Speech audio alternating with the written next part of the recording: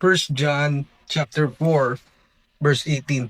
There is no fear in love, but perfect love cast out fear. Mga tatay, our authority should not be fear-based. Hindi dapat tayo ginagalang ng ating mga anak dahil takot sila sa atin. Our authority should be based that they know that we love them. The biblical authority na dapat meron tayo bilang tatay is nagtatranslate na ang pamilya natin feels safe.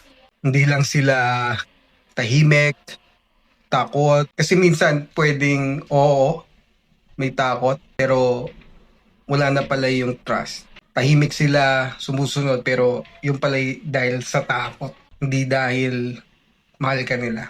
Kaya yung mindset natin, kailangan mapalitan. Instead na sabihin natin, they need to respect me. Kailangan respetuhin nila ako.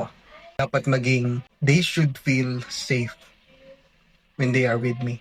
Hindi sila takot dahil magagalitin ako, dahil sumasabog ako sa galit, dahil natatakot sila pag nagalit si Papa.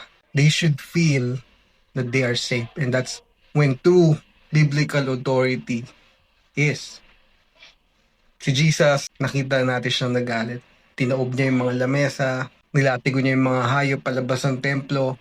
But people go to Jesus because they know they are safe.